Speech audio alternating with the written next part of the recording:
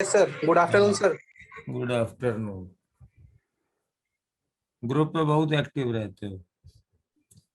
Yes sir. चलिए चलिए, अब लोग ऐड होते रहेंगे, हम लोग अपना चैप्टर शुरू करते हैं। Yes sir. तो देखो, ये मैग्नेटिक फील्ड है और थोड़ी सी अलग टाइप की है ये। और हमारे पास एनसीईआरटी में इसके टोटल 4 चैप्टर हैं। तो पहला चैप्टर है हमारे पास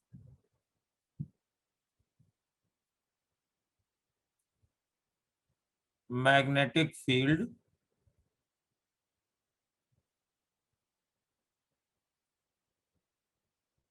इसके 2 पार्ट हैं।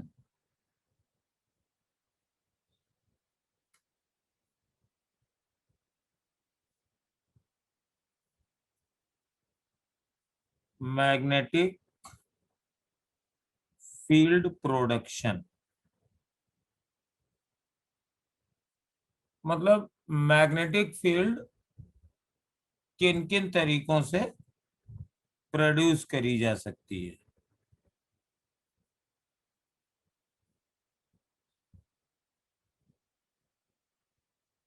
ये तो बताइए भाई, मैग्नेटिक फील्ड कितनी तरीके से प्रोड्यूस की जा सकती है। तो सबसे पुराना तरीका था जिससे कि मैग्नेटिक फील्ड का इंट्रोडक्शन हुआ था, वो था magnets. Magnets, yes sir. History जानते हो इसकी? एक मैग्नीशिया नाम की जगह है और वहां पर एक नाव जा रही थी।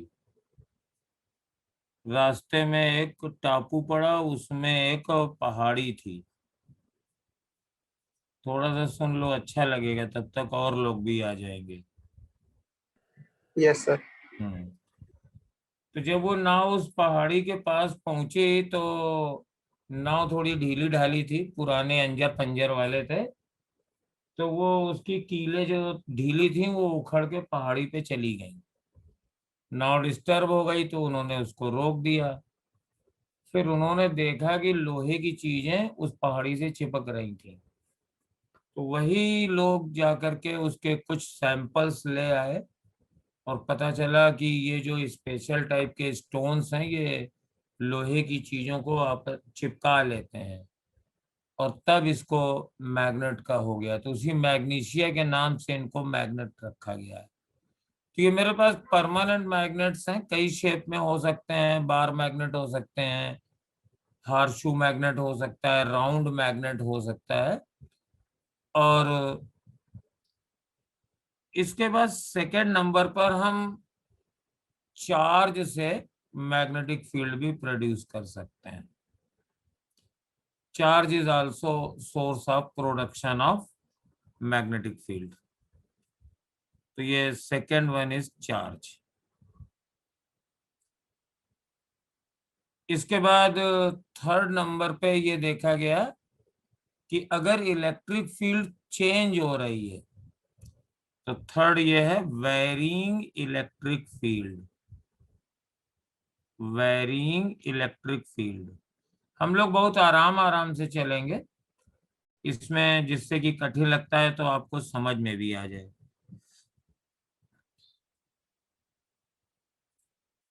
और इसीलिए हमने अपनी हैंड राइटिंग भी देखो ठीक कर ली है, जिससे कि आपको हैंड राइटिंग में कोई परेशानी ना हो। ये आपको थोड़ा नया एक्सपीरियंस हो रहा होगा, एकदम टाइप ऐसे लिखा हुआ है। तो वेरिंग इलेक्ट्रिक फील्ड, तो यहाँ पर यार फील्ड जो है वो electric field.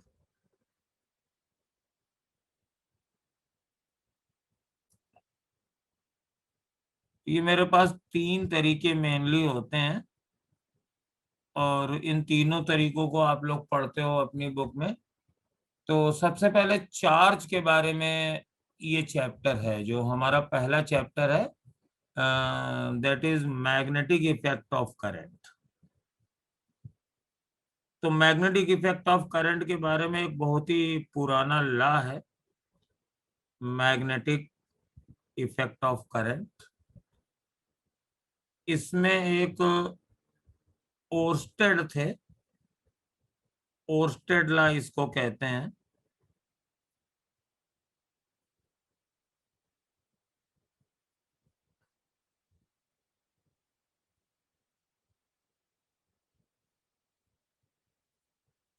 Magnetic effect of current.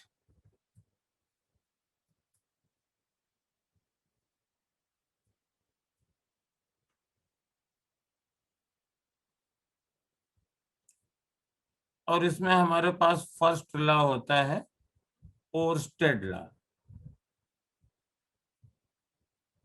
अब हमें ये बताओ कि क्या कोई ओर्स्टेड लॉ जानता है?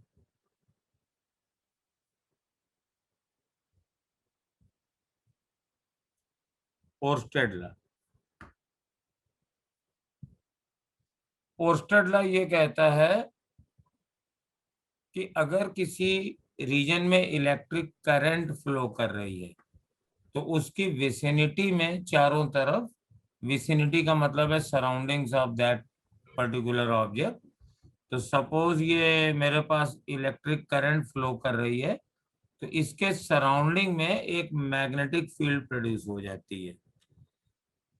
तो ए magnetic field, a magnetic field is produced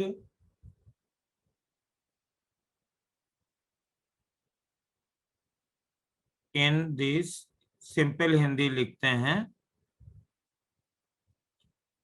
in the surrounding of electric current, in the surrounding of electric current। अच्छा, कुछ लोग क्या करते हैं कि मतलब इसमें इसको दूसरे ढंग से लिखते हैं, कहते हैं कि मूविंग चार्ज अगर है तो उसकी चारों तरफ भी मैग्नेटिक फील्ड प्रोड्यूस होती है। लेकिन वो ओर्स्टेड ने नहीं बताया था। ओर्स्टेड ने सिर्फ इतना बताया था कि अगर कोई करंट फ्लो कर रही है तो उसके चारों तरफ मैग्नेटिक फील्ड प्रोड्यूस हो जाएगी। फिर बाद में पता चला कि मूविंग चार्ज ही इलेक्ट्रिक करंट होता है तो उसको लोगों ने मॉडिफाई कर दिया, but that is not modified by Oersted. तो अगर थ्योरी में ये पूछा जाए व्हाट इज ओर्स्टेड लॉ, और दोनों ऑप्शन दिए हैं कि इलेक्ट्रिक करंट के सराउंडिंग में मैग्नेटिक फील्ड प्रोड्यूस होती है या मूविंग चार्ज चलता है तो उसके सराउंडिंग में मैग्नेटिक फील्ड प्रोड्यूस होती है, तो हमें आंसर करंट वाला ही देना है। वही ओर्स्टेड लॉ के नाम से जाना जाता है। हाँ, ऑप्शन तुम्हारे दोनों सही हैं। दोनों इसलिए सही हैं क्योंकि मूविंग चार्ज है तो भी करंट है तो भी चारों तरफ मैग्नेटिक फील्ड प्रोड्यूस होगी। लेकिन ओर्स्टेड लॉ ये कहता है कि करंट के चारों ओर मैग्नेटिक फील्ड प्रोड्यूस होती है। तो ये पहला थ्योरेटिकल पॉइंट ऑफ व्यू से हमको ध्यान में रखना है। और हम लोगों को यहाँ पे ये अच्छी तरीके से जान लेना चाहिए कि कौन क्या करता है, क्योंकि इस पे बहुत सारे क्वेश्चन आते हैं। तो अगर मान लो कोई स्टैटिक चार्ज है। सर हाँ सर थोड़ा सा स्पीड बढ़ा दीजिए सर, मतलब सबसे पूछ लीजिए एक बार, पर मेरा तो सर यही मानना है कि हाँ थोड़ा सा सर बढ़ा दीजिए सर, थोड़ा हाँ बढ़ा दीजिए हाँ speed। सर थोड़ा बढ़ा दीजिए। अभी Yes, स्पीड sir. बहुत बढ़ जाएगी 5 मिनट में। कितनी स्पीड बढ़ा दें बताओ? 2 दिन में चैप्टर खत्म। 2 दिन में कौन सा चैप्टर खत्म? मैग्नेटिज्म के चारों? यस नहीं सर। सर, ये हाँ। एक चैप्टर ये वाला। एक चैप्टर चलो सर। ठीक है। मैग्नेटिक इफेक्ट ऑफ करंट ना, आज हमारे टारगेट में मैग्नेटिक इफेक्ट ऑफ करंट में बायोसेवर्ट लॉ और एम्पियर लॉ पूरा है। सर अब अगर क्वेश्चन ये ज्यादा तुम लोगों करवाइएगा। को स्पीड, हाँ सर क्वेश्चन ज्यादा करवाइएगा। Yes sir. हाँ, क्वेश्चन ही करवाएंगे ज्यादातर। Yes sir. तो ये बताओ कि स्टैटिक चार्ज क्या प्रोड्यूस करता है? तुम लोग इसके आंसर फटाफट देते जाओ। Electric field. इलेक्ट्रिक फील्ड की only electric field. Only electric field, only electric field. और अगर ये मूविंग चार्ज है, electric and magnetic electric and magnet, लेकिन इसकी वेलोसिटी कांस्टेंट होनी चाहिए। Only magnetic field. अगर वेलोसिटी कांस्टेंट है तो भी electric field and magnetic field. अब ये बताओ कि ये जो इलेक्ट्रिक फील्ड और मैग्नेटिक फील्ड प्रोड्यूस होती हैं मूविंग चार्ज की वजह से। अच्छा मान लो करंट है, इलेक्ट्रिक करंट है, तो इससे क्या प्रोड्यूस होगा? इससे खाली मैग्नेटिक फील्ड प्रोड्यूस होगी। तो ये दोनों जो हमारे पास इलेक्ट्रिक फील्ड और मैग्नेटिक फील्ड होती हैं, ये कांस्टेंट होती हैं, ये बदलती नहीं है। अगर करंट नहीं बदल रही है तो हमारे पास ये दोनों इलेक्ट्रिक फील्ड और मैग्नेटिक फील्ड, स्टैटिक चार्ज से इलेक्ट्रिक फील्ड और करंट से मैग्नेटिक फील्ड कांस्टेंट प्रोड्यूस होती हैं। और अगर चार्ज मूव करता है, उसकी वेलोसिटी कांस्टेंट है, तो ये इलेक्ट्रिक फील्ड और मैग्नेटिक फील्ड दोनों टाइम वेरिंग होती हैं, ये टाइम के साथ बदलती हैं। और अगर मेरे पास मूविंग चार्ज है लेकिन इसके साथ पास एक्सेलरेशन भी है, मूविंग चार्ज है और एक्सेलरेटेड है, तो हमारे पास इलेक्ट्रिक फील्ड, मैग्नेटिक फील्ड और साथ में इलेक्ट्रोमैग्नेटिक रेडिएशन भी प्रोड्यूस होंगे। ये हमारे पास पहली थ्योरी है। और इसके बाद ओर्स्टेड बता के रह गए और फिर हमारे पास आए बायोट और सेवर्ट। तो बायोट सेवर्ट ला ये बहुत ही ब्रीफ में हम लोग करेंगे, बहुत जल्दी में नहीं करेंगे। ये मान लो कोई वायर है, इसमें से करंट आई फ्लो कर रही है और इसमें हमने कोई सेगमेंट ले लिया। तो ये जो छोटा सा सेगमेंट है, इसको हम लोग कहते हैं करंट एलिमेंट।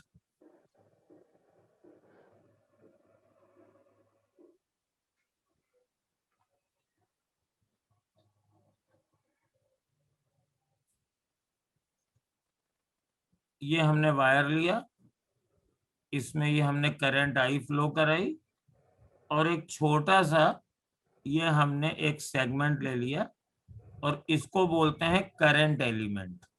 और ये जो करंट एलिमेंट होता है, ये एक वेक्टर होता है कि स्केलर होता है? बताओ।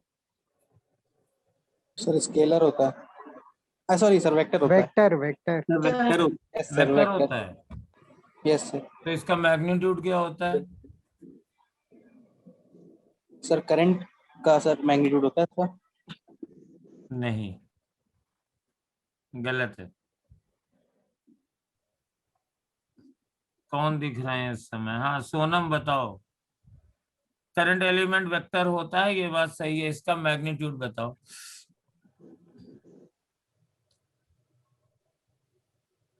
अट्ठाईस लोग आ चुके हैं।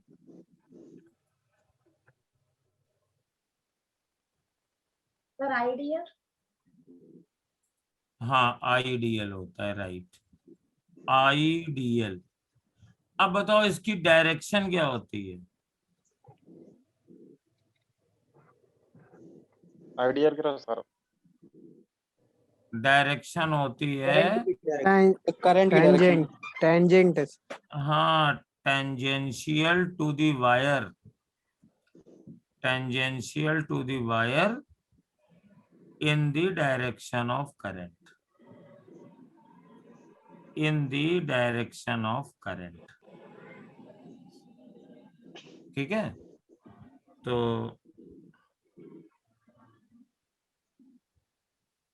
इसको थोड़ा सा हम शिफ्ट कर देते हैं, यहाँ कर देते हैं, क्योंकि यहाँ पर हमको कुछ और करना है।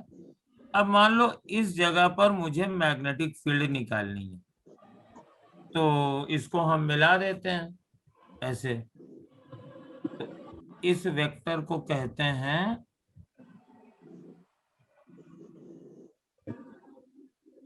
सपोज इस जगह निकालिए, ये P है।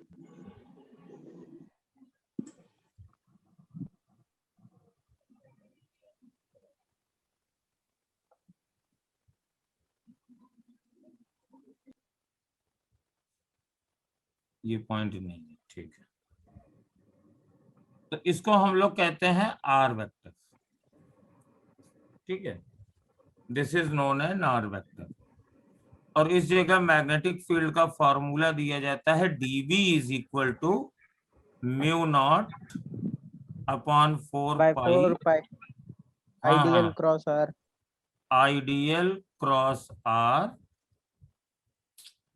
Upon r cube magnitude of r cube. और अगर इसको हम स्केलर में लिखना चाहें तो dv is equal to mu not upon 4 pi I dl sine theta upon r square, और ये वाला एंगल थीटा होता है। ये वेक्टर हमारे पास आइडियल है और ये हमारे पास इन दोनों के बीच का एंगल होता है। अच्छा, इसको db क्यों लिखते हैं, b क्यों नहीं लिख रहे हैं? सर ये स्मॉल की फील्ड है ना सर, उस पार्ट एक पर्टिकुलर पार्ट। ओनली ये मैग्नेटिक फील्ड सिर्फ इस ओनली इस स्मॉल एलिमेंट की वजह से फील्ड है, और ये Yes, वायर sir. तो पूरा है, तो ऐसे बहुत सारे एलिमेंट होंगे, तो पूरी मैग्नेटिक फील्ड कैसे निकलेगी? इन सारे सेगमेंट की वजह से मैग्नेटिक फील्ड निकाल लेंगे integrate और उसको फिर इंटीग्रेट कर देंगे along the length of the wire. अब इसमें सबसे मेन है कि ये डायरेक्शन किधर होगी। तो देखो, डायरेक्शन निकालना ऑनलाइन पे थोड़ा सा मुश्किल हो जाता है, तो क्योंकि बोर्ड में तो सामने रहते हो तो समझ में आ जाता है। तो हमारे पास ये राइट हैंड रूल है, ये देखो ये राइट हैंड है, तो ये जो थंब की डायरेक्शन है इसको हम करंट के अलोंग रखेंगे और फिंगर की डायरेक्शन को उस पॉइंट की ओर रखेंगे जहां पर हमें मैग्नेटिक फील्ड निकालनी है। और ये हमारी जो पाम की डायरेक्शन है, पाम पर खींचा गया परपेंडिकुलर, ये मैग्नेटिक फील्ड की डायरेक्शन बताएगा।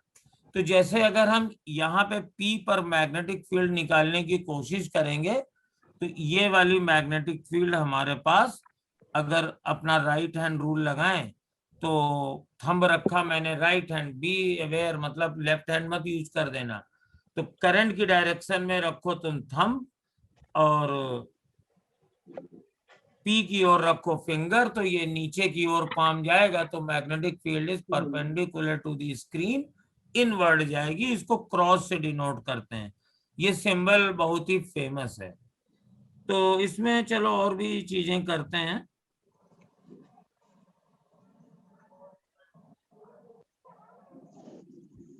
थोड़ा सा पेन को पतला कर ले। यस, अब ये हमने एक वायर लिया, ये हमने एक पॉइंट P लिया और एक ये पॉइंट Q लिया। करंट इसमें ऐसे ऊपर की ओर फ्लो कर रही है। तो बताओ कि जो दिक्कत आती है, कह रहे थे ना क्वेश्चन नहीं निकलते हैं, उसके पीछे रीजन यही है कि ये छोटी छोटी चीजें क्लियर नहीं होती हैं। अब बताओ P पर मैग्नेटिक फील्ड किस डायरेक्शन में होगी और Q पर मैग्नेटिक फील्ड किस डायरेक्शन में होगी? इनवर्ड और आउटवर्ड। हाँ, P पर इनवर्ड होगी, P पे इनवर्ड और Q पे आउटवर्ड। Q पर आउटवर्ड हो जाएगी। अब यहाँ पे दूसरी फिगर हम लोग लेते हैं कि मान लो ये करंट है, तो ये करंट कैसी हुई? करंट हुई perpendicular to the screen, inward. अब मान लो यहाँ पे हम पॉइंट लेते हैं, एक पॉइंट ये लेते हैं A, दूसरा पॉइंट इधर लेते हैं B, तीसरा पॉइंट इधर लेते हैं C, चौथा पॉइंट लेते हैं D। अब बताओ B पर मैग्नेटिक फील्ड किस तरफ होगी? तो अब की थंब जाएगा डाउनवर्ड, डाउनवर्ड, क्लॉकवाइज। डाउनवर्ड होगी। डाउनवर्ड होगी सर। हाँ, डाउनवर्ड हो जाएगी। B पर मैग्नेटिक फील्ड हो जाएगी डाउनवर्ड, और D पर लेफ्ट। लेफ्ट, लेफ्ट, C पर अपवर्ड, अपवर्ड, A पर राइट। राइट, और सपोज कर लो ये कोई पॉइंट ले लिया मैंने इधर, सर टेंजेंट के अलोंग हो जाएगी सर। और नीचे ये की तरफ। P है, तब किधर होगी? South east, east south. Sir tangent, sir circle draw करेंगे फिर टेंजेंट के अलोंग लेंगे। हाँ, सर्किल ड्रॉ करेंगे, या फिर ऐसे है कि ये तुम्हारा रेडियस वेक्टर है ना, वायर से पी को मिलाने वाला वेक्टर है, यस तो सर। मैग्नेटिक फील्ड इसके परपेंडिकुलर की तरफ होगी। आप थंब को रखेंगे क्रॉस डायरेक्शन में इनवर्ड ऐसे, और उसको लगाएंगे पी की ओर, तो यहाँ पर मैग्नेटिक फील्ड की डायरेक्शन इस रेड और की डायरेक्शन में हो जाएंगी। और अगर हम एक सर्किल मान लें, जो कि अक्सर आप लोग जानते हैं,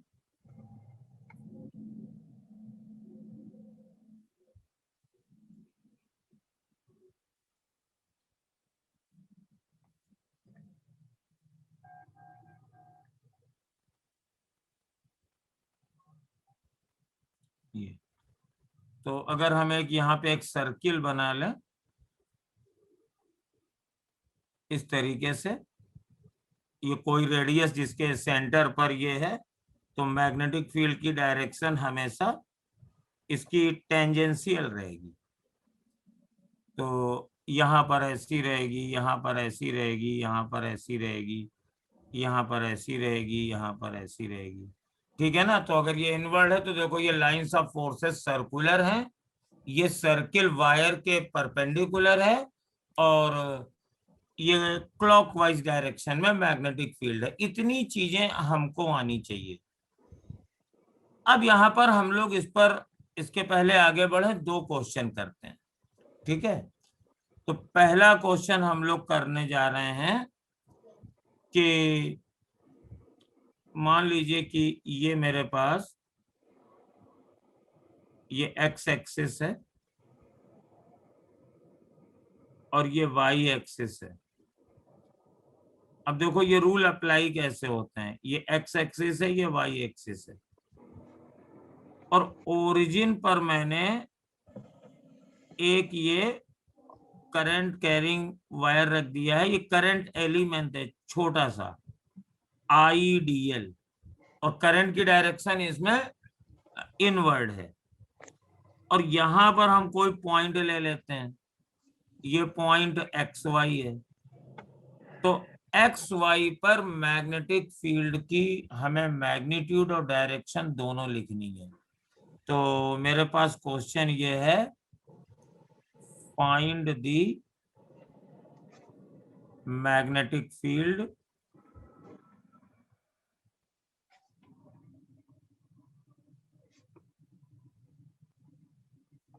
एट पॉइंट, और इस पॉइंट में मुझे क्या क्या चाहिए, इसमें मुझे चाहिए मैग्नेटिक फील्ड का मैग्नीट्यूड, मुझे चाहिए मैग्नीट्यूड, और नंबर 2 पे चाहिए डायरेक्शन, और सबसे इंपॉर्टेंट बात, हमें मैग्नेटिक फील्ड इन वेक्टर फॉर्म में भी चाहिए। मुझे मैग्नेटिक फील्ड वेक्टर फॉर्म में भी चाहिए। तो इसके लिए मैं आपको 1 मिनट का समय दे रहा हूं बस।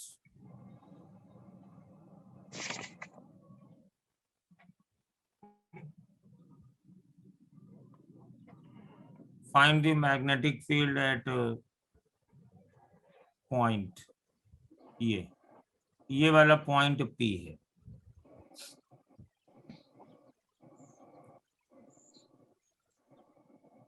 तो पहले हम वेक्टर फॉर्म ही लिख दें, dV बराबर क्या होता है, म्यू नॉट 4 पाई अपॉन 4 पाई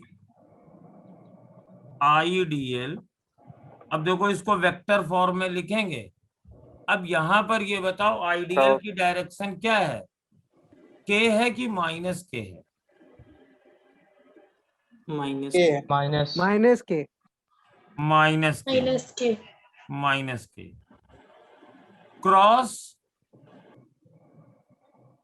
अब अगर ये ओरिजिन है और ये पॉइंट है, तो इस वेक्टर को क्या लिख सकते हो, एक्स XI आई कैप प्लस वाई जे कैप। वाई जे। ठीक है,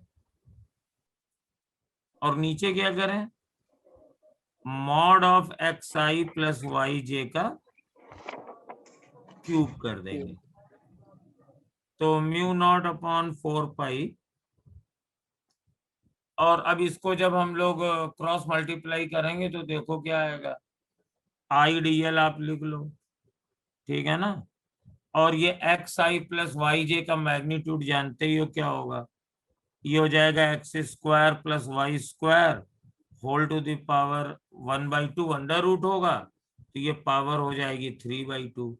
अब इसको तुम मल्टीप्लाई कर लो, तो IDL तो हमने लिख ही दिया है, ये x है। अब अगर हम K क्रॉस I करेंगे तो क्या आएगा, K क्रॉस I करेंगे तो J आएगा, लेकिन माइनस है जी तो -XJ। और K क्रॉस Y क्या आएगा, K क्रॉस Y आता है minus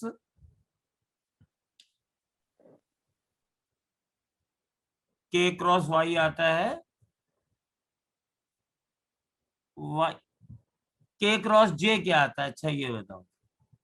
minus I minus I minus I minus I आता है, और ये माइनस पहले से है प्लस आ आई। जाए। तो यहाँ पे आ जाएगा Y। देखो ये बहुत ही छोटा सा एक एग्जाम्पल है, ये तुम लोगों की NCERT की बुक में दिया हुआ था, हमने वहीं से लिया है। और इस तरीके के क्वेश्चन तुम्हें करने आने चाहिए। अब यहाँ पर देखो इस क्वेश्चन में थोड़ा सा चेंज कर रहे हैं, ये हमारे पास, अच्छा वन थिंग मोर, अब यहाँ पे मैग्नीट्यूड बताने में तुम्हें कोई प्रॉब्लम नहीं होगी। इसी प्रॉब्लम में देखो, अगर मुझे मैग्नीट्यूड बताना है तो मॉड ऑफ dB क्या होगा, एक्चुअली यहाँ mod of dB he B का मॉड हो जाएगा, क्योंकि यहाँ पे हमने करंट एलिमेंट लिया है, अभी टोटल वायर नहीं कंसीडर किया है। तो मॉड हो जाएगा मेरे पास μ0/4 IDL। अब देखो यहाँ पर ये अभी यूनिट वेक्टर नहीं है, तो हमें इस वेक्टर का मैग्नीट्यूड चाहिए। तो x² plus y² whole to the power 3/2, और इसका मैग्नीट्यूड हो जाएगा √x² प्लस y²। तो अब यहाँ पर इसको आप लोग आसानी से सिंप्लीफाई कर सकते हो, ये क्या आएगा। और अगर यहाँ पे डायरेक्शन निकालना चाहो तो डायरेक्शन ऐसे निकलेगी, यहाँ पर ये P वेक्टर बना लेंगे और थंब रूल लगा लेंगे तो मैग्नेटिक फील्ड की डायरेक्शन इधर हो जाएगी। बताओ इतनी चीज तुम लोगों को क्लियर हो गई। ये फिजिकल इंटरप्रिटेशन है, ये इसका वेक्टर इंटरप्रिटेशन है। वेक्टर के चक्कर में ज्यादा नहीं पढ़ना है, क्योंकि ज्यादातर क्वेश्चन बड़े सिंपल आते हैं, बट ये NCERT का एग्जाम्पल था इसलिए हमने किया। अब यहाँ पर मैं कोई दूसरे क्वेश्चन ले रहा हूँ, और इसमें एक गलती लोग कर देते हैं, देखें तुम लोग करते हो कि नहीं करते हो। ये x एक्सिस है, ये y एक्सिस है, और इस बार करंट एलिमेंट मैंने यहाँ रख दिया, ये पॉइंट PXY है। इस पॉइंट P के कोऑर्डिनेट XY है, और यहाँ current element ideal cross direction में है, और मुझे ओरिजिन पर मैग्नेटिक फील्ड निकालनी है। Find the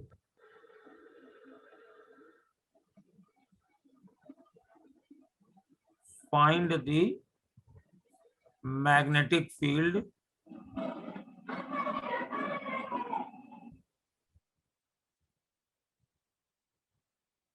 at origin. Find the magnetic field at origin.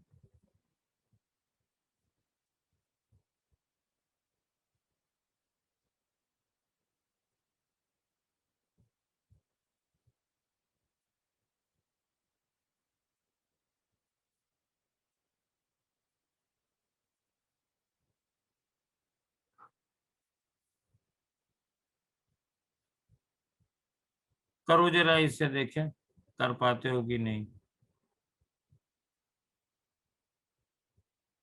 और करते हो तो कितनी जल्दी करते हो।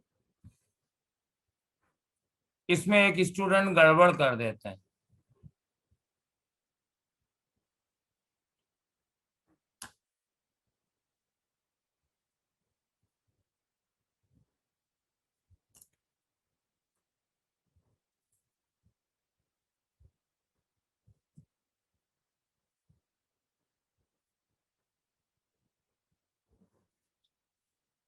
आंसर आया किसी का?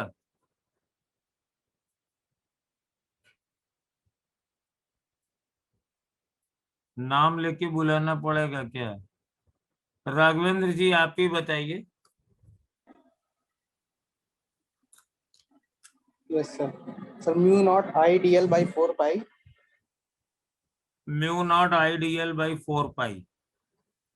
एक्स चलिए, J cap mu not upon ideal 4 pi IDL, और इसकी डायरेक्शन क्या हुई?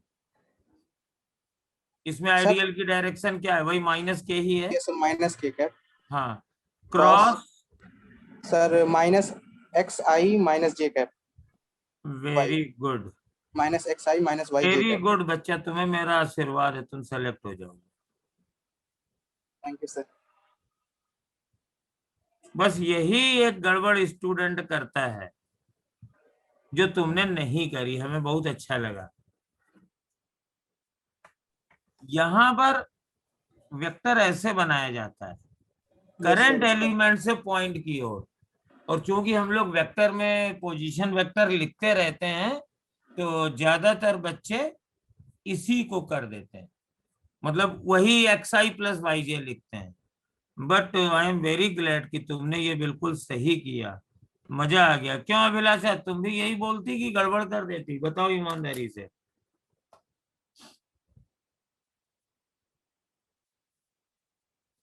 अभिलाषा म्यूट है, आंसर नहीं देंगी। अक्षत खरे, आंचल। यस अच्छा, सर। ये तो थोड़ी सी मतलब प्राइवेट बात हो गई ना, कि कैसे बताएं कि हम गलती कर देते। चलो कोई बात नहीं, आगे बढ़ते हैं। अब देखो यहाँ पर ये बायो सेवर्ट लॉ तो हो गया। अब बायो सेवर्ट लॉ के साथ हम यहाँ पे मेन क्या होता है, हम लोग दो तरीके के शेप कंसीडर करते हैं, एक स्ट्रेट वायर और दूसरा सर्कुलर वायर, और फिर उनको कॉम्बिनेशन में मैग्नेटिक फील्ड निकालते हैं। लेकिन इसके पहले कि हम डिफरेंट इंटीग्रेशन पार्ट में जाएं, I want to cover a very important aspect जिसमें तुम लोग गड़बड़ कर देते हो, और वो ये है कि magnetic field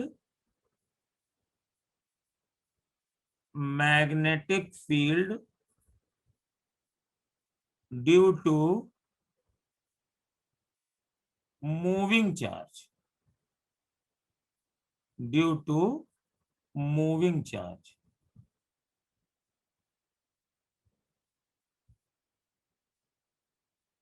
sir hmm. Sir current की बात करें या मूविंग चार्ज, सर एक ही बात तो है सर। फार्मूला तो बदल जाएगा ना। अच्छा सर, लेकिन करंट होती तो सर उसमें भी तो चार्ज होता है ना सर। हाँ, करंट पे चार्ज होता है। हमने ठीक है कब कहा कि करंट पे चार्ज नहीं होता है? ठीक है सर, ठीक है। अच्छा ये बताओ, तुमने ने कहा कि सर न्यूमेरिकल नहीं निकलते हैं, थोड़ा फास्ट कर दीजिए, लेकिन जो इस समय ट्रेंड हो रहा है, तुम लोगों ने सिंह सर को सुना, या फिर जो हम ऑफलाइन बैच ले रहे हैं उसमें हमने ये पाया, कोई भी नीट का पेपर हो रहा है, इवन जेई का पेपर भी आ रहा है, अभी बहुत जल्दी हम जेई के जो पेपर हैं उसका भी सॉल्यूशन देंगे। कम से कम यार 10 क्वेश्चन तो थ्योरी के आ जाते हैं, और वो तुम लोगों से गलत हो जाते हैं। तुम में से कोई ये बता सकता है, मैं एक क्वेश्चन कर रहा हूं, वो क्वेश्चन ये है कि अगर मेरे पास ये करंट है तो कहा जाता है कि ओनली मैग्नेटिक फील्ड प्रोड्यूस होती है, लेकिन अगर ये चार्ज मूव करता है तो दोनों फील्ड प्रोड्यूस होती हैं, बी भी होती है और ई भी होती है। तो क्या कोई ये बता सकता है कि करंट कैरिंग एलिमेंट ये मैग्नेटिक फील्ड क्यों नहीं प्रोड्यूस, इलेक्ट्रिक फील्ड क्यों नहीं प्रोड्यूस करती है? न्यूट्रल होता है सर वो इलेक्ट्रिकली न्यूट्रल होता है, पॉजिटिव और नेगेटिव दोनों चार्जेस। क्योंकि वायर इलेक्ट्रिकली न्यूट्रल होता है और टोटल इलेक्ट्रिक फील्ड कट के जीरो हो जाती है, यस और जो मूव करता है वो फ्री इलेक्ट्रॉन मूव करता है। लेकिन फ्री इलेक्ट्रॉन अगर मूव करता है तो एक जगह से मूव करता है तो उसकी जगह दूसरे फ्री इलेक्ट्रॉन आ सकते हैं, तो लोकल चार्ज डेंसिटी चेंज नहीं होती है, ठीक है ना? Yes sir. तो अब मान लो ये एक मेरे पास एक चार्ज Q है और ये V वेलोसिटी से ऐसे जा रहा है और मुझे फिर इस P पॉइंट पर मैग्नेटिक फील्ड निकालनी है। तो यहाँ पर तुम लोगों की टेक्स्ट बुक में ये प्रूव किया जाता है, लेकिन हम डायरेक्ट बता दे रहे हैं कि ये जैसे जो चार्ज है Q into V, this is equivalent to current element IDL। यानी अगर ये चार्ज Q है और ये V वेलोसिटी से किसी भी डायरेक्शन में जा रहा है तो बायो सेवर्ट लॉ याद रखिए, बायो सेवर्ट लॉ होता है म्यू नॉट अपॉन 4 पाई, और वहां क्या लिखते हैं IDL, और यहां पे लिखेंगे QV और IDL क्रॉस R और यहां पे नीचे R3, ये वही रहेगा। और यहां पर ये dB नहीं लिखा जाएगा, पूरी मैग्नेटिक फील्ड लिखी जाएगी, क्योंकि भाई वायर था उसका तो हम एक एलिमेंट कंसीडर कर रहे थे, there are so many elements, पूरे वायर में एलिमेंट्स ही में एलिमेंट थे और मैं खाली एक की वजह से कैलकुलेट कर रहा था। लेकिन यहाँ पे तो खाली एक ही चार्ज है, तो ये कंप्लीट मैग्नेटिक फील्ड है। बट मैंने बताया था मूविंग चार्ज की वजह से मैग्नेटिक फील्ड क्यों वेरिएबल होती है। अभी तो चार्ज यहाँ पर है, फिर ये तो चल रहा है, फिर थोड़ी देर आगे चला जाएगा, जब ये आगे चला जाएगा तो इस P का पोजीशन वेक्टर बदल जाएगा। तो अगर कोई ऑब्जर्वर यहाँ पे खड़ा रहेगा तो उसके लिए ये मैग्नेटिक फील्ड बदलती रहेगी, because position vector of this point with respect to this charge is changing, तो ये वेरिएबल मैग्नेटिक फील्ड होगी। और आगे चल के जानते हो कि whenever there is a varying magnetic field there will always be a electric field also, both are variable. We can produce electric field by varying magnetic field and we can produce magnetic field by varying electric field. तो ये मेरे पास ये formula होता है। अगर इसको scalar form में लिखना चाहें तो ये वेलोसिटी और हमारे पास रेडियस वेक्टर के बीच का ये एंगल होगा थीटा, तो यहाँ पर मैं लिख सकता हूं मॉड ऑफ बी हो जाएगा mu not upon 4 pi into QV into sine theta upon R square. और जहां तक डायरेक्शन वाली बात है तो हमेशा याद रखो कि बेसिक में बायो सेवर्ट लॉ है और उसी से ये वाला फॉर्मूला डिराइव है। तो मुझे करंट की डायरेक्शन चाहिए। अब जैसे ये चार्ज पार्टिकल चल रहा है V वेलोसिटी से, तो चार्ज में भी पॉजिटिव में भी निगेटिव, प्रोटॉन भी हो सकता है, अल्फा पार्टिकल भी हो सकता है, न्यूट्रॉन भी हो सकता है और इलेक्ट्रॉन भी हो सकता है।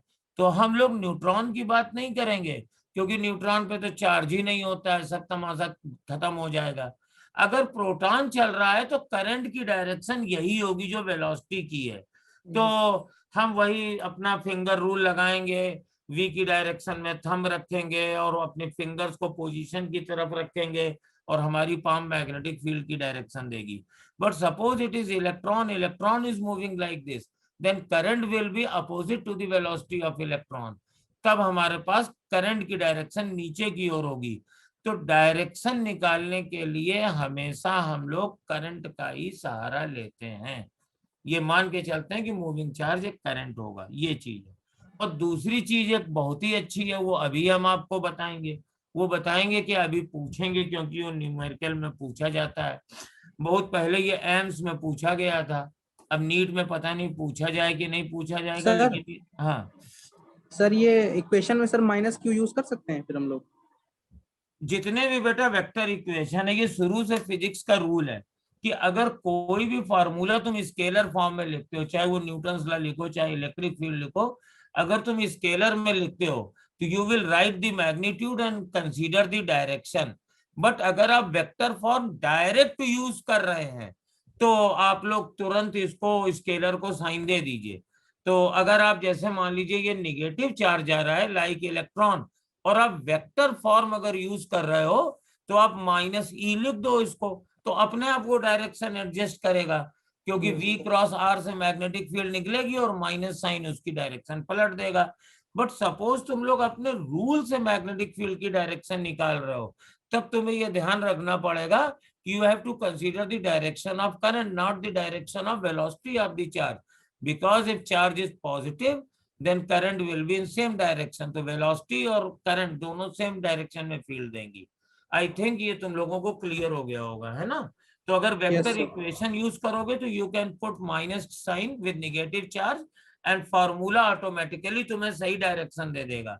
लेकिन अगर तुम्हारी आदत स्केलर में वर्क करने की है, जैसा कि हम लोगों की होती है, तो आप पहले मैग्नीट्यूड लिखो और डायरेक्शन लगाते समय जब अपना राइट हैंड रूल लगाओ तो उसमें ध्यान रखो कि v की डायरेक्शन नहीं एसेंशियल है. तुम्हें ये देखना है कि इस चार्ज के चलने की वजह से मैग्नेटिक फील्ड सॉरी करंट किस डायरेक्शन में बन रही है. ओके, क्लियर हो गया? आगे बढ़े. Yes sir. Yes sir. अब हम एक क्वेश्चन कर रहे हैं. सपोज ये चार्ज है Q and this is stationary. ध्यान से आंसर देना. ये स्टेशनरी चार्ज है, it is not moving at all, and there is a person, और ये बड़े आराम से कुर्सी डाल करके बैठे हुए हैं ये सोफे पे. ठीक, ये पर्सन ए है और ये कोई दूसरे पर्सन है, ये भी बैठे हुए हैं आराम से, लेकिन ये कार के अंदर बैठे हुए हैं और कार v वेलोसिटी से चल रही है. तो ए और बी कौन कौन सी फील्ड फील करेंगे? ए कौन कौन सी फील्ड ऑब्जर्व करेगा और बी कौन कौन सी फील्ड ऑब्जर्व करेगा? आंसर हमें इलेक्ट्रिक और मैग्नेटिक फील्ड में देना है. ये क्वेश्चन पहले एम्स में आया था एक बार. ईयर लगभग ये है 2002 था करीब. सर पहले वाला करेगा इलेक्ट्रिक फील्ड, दूसरा वाला कुछ नहीं करेगा. सर दोनों. नहीं रुको, मैं पूछता हूँ. अच्छा तुम बताओ बेटा. सर जो ए वाला है वो केवल इलेक्ट्रिक फील्ड फील करेगा. हाँ. और सर बी वाला दोनों करेगा. बी वाला दोनों करेगा, लेकिन चार्ज तो स्टेशनरी है. सर पर जो सर चार्ज की जो वेलोसिटी हम लोग लेते हैं वो रिलेटिव वेलोसिटी लेते हैं with respect to the point of calculating. अच्छा अच्छा. अभिलाषा तुम बताओ, तुम्हारा क्या आंसर है? सर पहला वाला सिर्फ इलेक्ट्रिक फील्ड करेगा और दूसरा वाला भी दोनों करेगा, इलेक्ट्रिक फील्ड भी और मैग्नेटिक फील्ड भी. अच्छा, मैं लास्ट में आ जाऊं. सोनम तुम बताओ.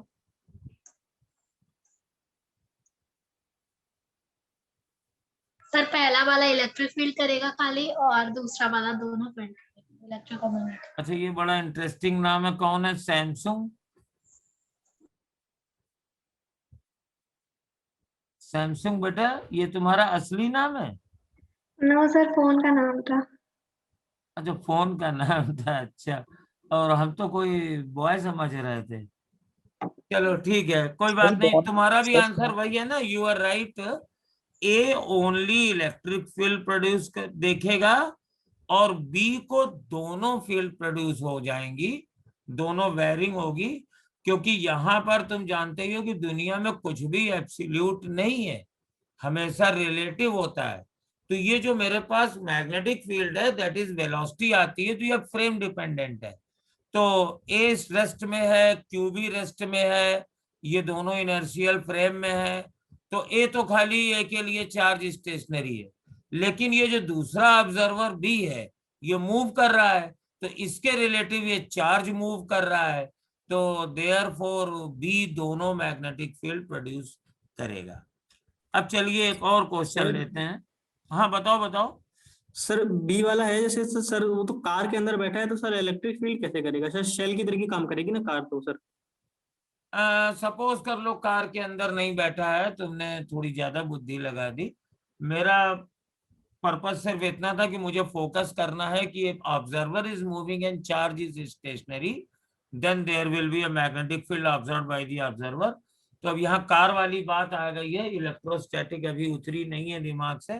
तो तुम सपोज कर लो भाई वो कार में नहीं बैठा है, वो चल रहा है. ठीक है, यस सर। तुम्हारी बात सही है कि कार एक मेटल की होती है, उसके अंदर इलेक्ट्रिक फील्ड नहीं हो सकती है। तो but my purpose was there कि suppose observer is moving and charge is stationary, then also moving observer can feel magnetic field also. ठीक है ना? Sir yes sir. सर हाँ सर अगर जो जो सर मॉडल्स बनाए जाते हैं उनमें अगर जो मैग्नेट्स लगे होते हैं, अगर उसी की जगह पर चार्ज रख दिया जाए और उसको सर जो जनरेटर होता है उसको रिलेटिव मोशन करा दिया जाए, तो सर मैग्नेटिक फील्ड बन जाएगा वहां। बन जाएगा, बहुत ही टाइम बीइंग के लिए बनेगा, क्योंकि बिकॉज चार्ज की बहुत सारी प्रॉपर्टी होती है, अगल बगल और से भी चार्ज होते हैं। पहली बात, तुम्हें आइसोलेटेड चार्ज मिलेगा नहीं, उसके सराउंडिंग में कुछ चार्ज होंगे, और चार्ज की जो अट्रैक्शन या रिपल्सन प्रॉपर्टी होती है, तो वो चार्ज स्टेबल नहीं हो पाएंगे। तो you can get a magnetic field and electric current और EMF whatever you want, but for a very short moment of time, and very soon वो जो होगा हमारे पास वो खत्म हो जाएगा, इसलिए हम लोग उसको यूज नहीं करते हैं। Okay sir. समझ में आया? Yes sir.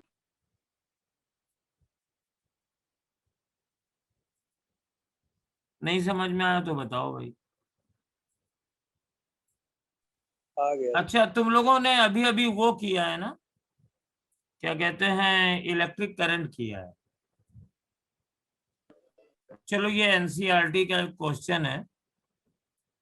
ये मान लो एक कंडक्टिंग वायर है, तुमने अच्छा बताया। मेरा काम खाली मैग्नेटिज्म खत्म करना है, लेकिन साथ में मुझे सबके डाउट्स भी क्लियर करने हैं। तुम लोग बेटा फ्रीक्वेंटली चैट पे डाउट पूछा करो, हमें जैसे ही टाइम मिलता है हम उसे आंसर दे देते हैं। संकोच मत किया करो कहीं का भी क्वेश्चन हो। अब यहाँ पे मेरे को करंट फ्लो करानी है, तो हम बैटरी लगाते हैं, क्योंकि यहाँ पोटेंशियल डिफरेंस देता है। अगर मैं यहाँ पे एक चार्ज रख दूं तो भी तो पोटेंशियल डिफरेंस क्रिएट हो जाएगा। यहाँ पर पोटेंशियल हो जाएगा के क्यू बाई ये वाली डिस्टेंस ए मान लो, और यहाँ पे कुछ कम पोटेंशियल हो जाएगा, that is negative potential. Wire की लेंथ एल है, तो यहाँ का पोटेंशियल हो जाएगा के क्यू अपॉन ए प्लस एल। तो अब ये बताओ कि इसमें हमारे पास पोटेंशियल डिफरेंस क्रिएट हो गया, लेकिन हम करंट फ्लो कराने के लिए बैटरी क्यों लगाते हैं, ऐसा सिस्टम क्यों नहीं कर देते हैं? तो इसका आंसर वही है जो हमने दिया। ये चार्ज है, और जैसे ही ये इसके अंदर इलेक्ट्रिक फील्ड प्रोड्यूस करेगा, ये फ्री इलेक्ट्रॉन तुरंत मूव करके उस इलेक्ट्रिक फील्ड को डिस्ट्रॉय कर देंगे। तो अच्छा, ये इलेक्ट्रोस्टैटिक इक्विलिब्रियम जो ये मेंटेन होता है वो लगभग 10⁻⁻16 सेकेंड में हो सकता है, जबकि किसी भी चीज को फील करने के लिए हमारी लिमिट 10⁻³ सेकेंड होती है, तो हमें इसमें कोई करंट फील नहीं होगी। हम कह सकते हैं कि अगर ये चार्ज रखेंगे तो current will be produced but only for this much time, तो हमारे लिए तो बेकार है। इसलिए हम लोग बैटरी लगाते हैं, और बैटरी क्या करती है, बैटरी यहाँ पे इलेक्ट्रिक फील्ड बनाए रहती है, क्योंकि जो फ्री इलेक्ट्रॉन इधर आता है उनको ये वापस भेजती रहती है। तो यही आंसर तुम्हारा भी था, जो तुमने कहा था कि मतलब अगर ये चार्ज रख दें तो क्या होगा, तो वही हो जाएगा। अब हमारे पास मुद्दे की बात आओ, ये एक सर्किल है, ये हमने बनाया हुआ है, दिख रहा होगा, और इसकी रेडियस है आर। इस पर एक चार्ज चल रहा है, इस पर एक चार्ज चल रहा है। अभी मैं चार्ज भी बना देता हूं। ये मैंने चार्ज बना दिया Q, और इसकी स्पीड है V, यूनिफॉर्म स्पीड है, और इस सर्किल की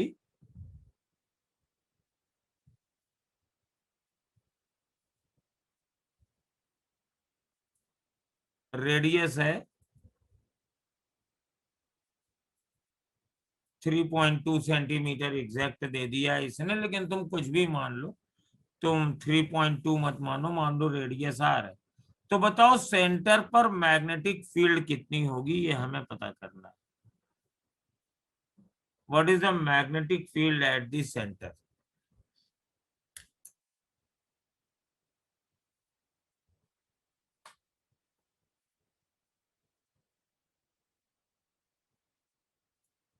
अनिकेत प्रताप सिंह, बताइए। सर रिपीट कर दीजिए एक बार क्वेश्चन। ये एक सर्किल है और इसकी रेडियस r मान लीजिए, इस पर एक पॉजिटिव चार्ज q है, ये v स्पीड से मूव कर रहा है, इस पर यूनिफॉर्म सर्कुलर मोशन कर रहा है। तो due to this charge centre पर मैग्नेटिक फील्ड क्या होगी? Sir mu naught Q V by 4 pi square r. कौन सा फॉर्मूला लगाया है? Sir mu not I current by वाला 2r वाला। Yes sir. By 2r। Current वाला लगाया है? Yes sir. सीधे करंट यही लगा दो जो मैंने बताया है, mu not upon 4 pi Q V. अब देखो यहां पर मैग्नेटिक फील्ड निकालनी है, तो ये रेडियस वेक्टर बना और ये वेलोसिटी वेक्टर है, इनके बीच में एंगल 90 है, तो साइन 90 हो गया। तो साइन 90 नहीं लिख दे रहे हैं, नीचे r स्क्वायर लिख दे रहे हैं। ये सेंटर पर मैग्नेटिक फील्ड हो गई। और डायरेक्शन इसकी क्या होगी? थंब रूल लगा के देख लो। ये हमारे पास अपनी राइट हैंड की थंब को रखो उसमें और सेंटर की ओर फिंगर करो, तो मैग्नेटिक फील्ड ये क्रॉस डायरेक्शन में आ जाएगी। ठीक है। और सर्किल में इसको कुछ लोग ऐसे भी करते हैं, और ये थोड़ा सा तुम लोगों को मालूम होगा, थोड़ा सा एडवांस है, लेकिन हम बता दे रहे हैं। कुछ लोग कहते हैं कि अगर ये चार्ज इस सर्किल पे घूम रहा है तो इसकी इक्विवेलेंट करंट हो जाएगी Q इंटू फ्रीक्वेंसी, क्योंकि करंट होती है किसी भी क्रॉस सेक्शन से पास होने वाला चार्ज। अगर इसकी फ्रीक्वेंसी n है तो n टाइम्स ये पास होगा, तो इक्विवेलेंट करंट हो जाएगा Q इंटू n। तो ये हो जाएगा Q ओमेगा अपॉन 2 पाई, और ओमेगा हो जाएगा मेरे पास Q V बाई R।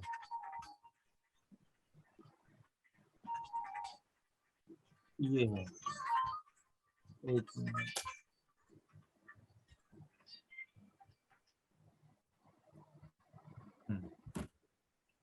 अब इसके बाद एक फॉर्मूला होता है, अभी आगे आएगा बायो-सेवर्ट लॉ में, कि magnetic field due to current carrying coil होती है म्यू नॉट अपॉन 4 पाई और 2 pi n I by r होती है।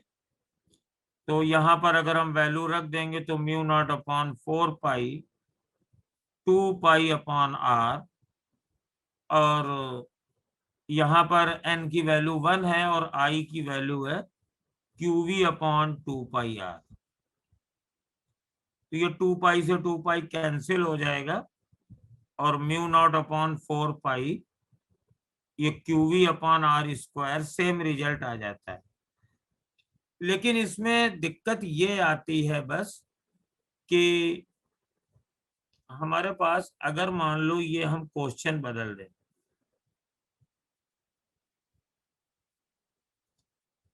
ये a रेडियस का स्क्वायर है, इस पर q चार्ज v वेलोसिटी से आगे बढ़ रहा है। अब हमें सेंटर पर मैग्नेटिक फील्ड निकालनी है, तो इक्विवेलेंट करंट तो यहाँ पे भी निकाली जा सकती है। इक्विवेलेंट करंट हमेशा होती है q इंटू n, यानी 1 सेकेंड में ये कितने चक्कर लगाता है। तो ये मेरे पास आ जाएगा v अपॉन 4a, ये स्क्वायर है, और स्क्वायर की वजह से एक साइड में मैग्नेटिक फील्ड निकाल लेंगे, लेकिन ये रिजल्ट गलत आंसर देगा।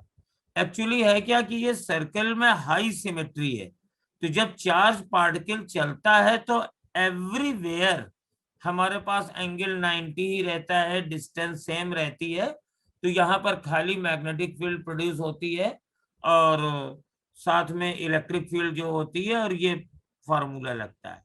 लेकिन अगर ये स्क्वायर पे या किसी और शेप पर चलेगा तो देखो यहाँ पर है तो ये एंगल 90 डिग्री है, जब चार्ज पार्टिकल यहाँ होगा तो ये एंगल कुछ और हो जाएगा, तो ये सेंटर वाली मैग्नेटिक फील्ड बदलती रहेगी।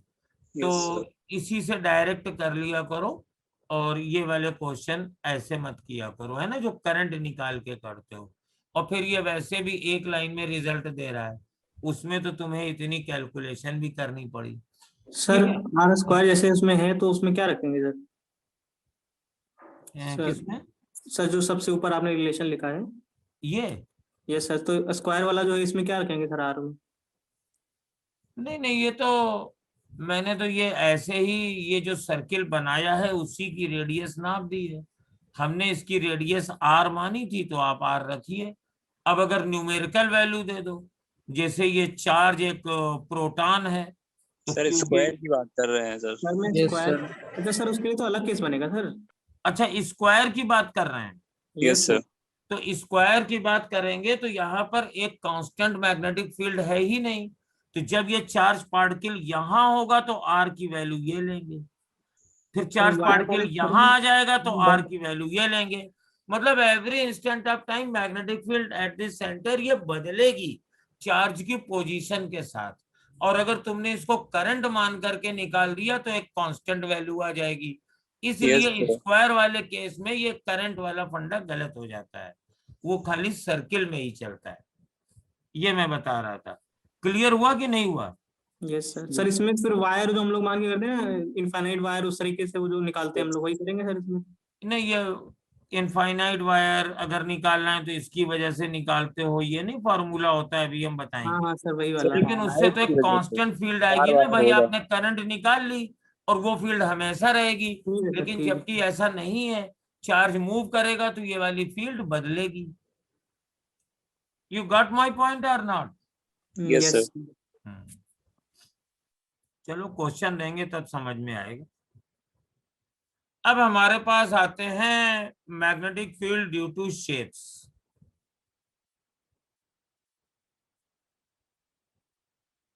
तो सबसे पहले हम लेते हैं एक स्ट्रेट वायर।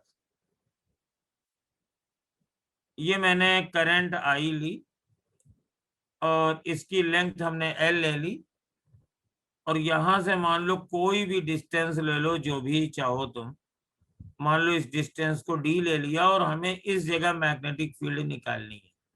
तो इसका फॉर्मूला, अब मैं यहाँ पर एक काम करूंगा कि मैं इंटीग्रेशन नहीं करूंगा क्योंकि वो हर टेक्स्ट बुक में दिया जाता है, तो मैं सीधे फॉर्मूला तुमको दे दे रहा हूँ।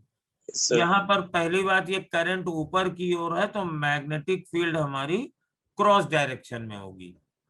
और दूसरी चीज, इन दोनों पॉइंट्स को तुम ऐसे पी से मिला दो, इस तरीके से मिला दो, और ये परपेंडिकुलर से चलो, ऊपर वाले एंगल को अल्फा मान लो, नीचे वाले एंगल को बीटा मान लो, ठीक है। और मैग्नेटिक फील्ड हो जाएगी mu not upon 4 pi current I upon perpendicular distance D और times sine alpha plus sine beta, ठीक है ना। ये पूरा इंटीग्रेट करके आया। इसको रिजल्ट को याद रखना है।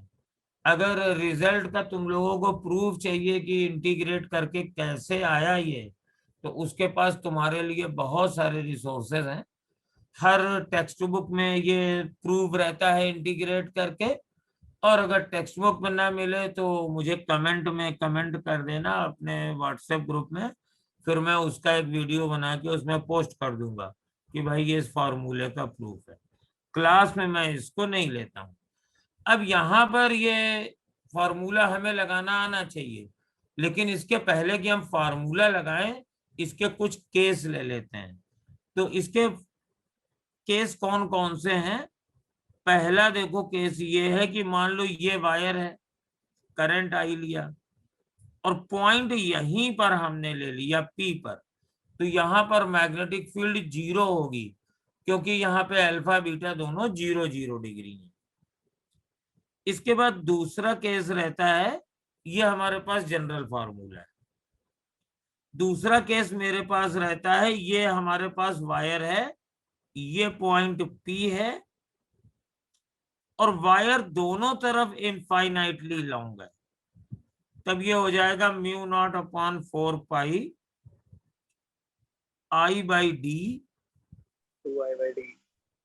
और मल्टीप्लाइड बाई 2, क्योंकि ये बहुत दूर है तो अल्फा और बीटा दोनों 90 हो जाएंगे। ये सेकेंड रिजल्ट है। थर्ड रिजल्ट ये रहता है कि ये वायर है, ये पॉइंट है P, ये डिस्टेंस है D, इधर इंफिनिटी है और इधर इंफिनिटी नहीं है। तो अब रिजल्ट आ जाएगा mu not upon 4 pi I upon D, और एक तरफ तो एंगल 90 है 1 और दूसरी तरफ 90 नहीं है, तो इस एंगल को हमने बीटा कह दिया, 1 प्लस साइन बीटा हो गया। और इसको बिल्कुल ऐसे कर दिया जैसे हमने कहा कि ये पॉइंट है, यहां तो इन्फिनिटी है लेकिन पॉइंट बिल्कुल एंड में है, ये P है, तो mu not upon 4 pi I upon D, बस I अपॉन D, क्योंकि एक तरफ एंगल 90 है 1 और दूसरी तरफ इसके स्ट्रेट में आ गया तो ये एंगल हो गया 0, तो 1 प्लस 0। तो ये इसके हमारे पास इंपॉर्टेंट केस रहते हैं। अब इसमें क्वेश्चन किस किस तरीके के बनते हैं वो हमें देखने हैं, तो इसके हम लोग क्वेश्चन अभी देख रहे हैं, कम से कम 2 क्वेश्चन तो करा ही दे रहे हैं।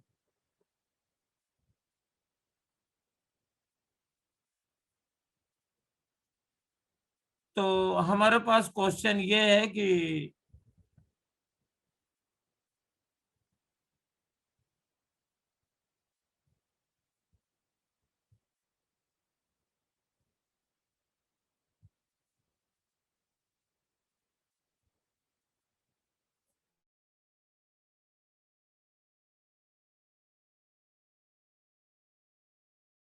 ये वायर है, इस तरीके से करंट आ रही है, ये करंट I1 है, ये करंट I2 है,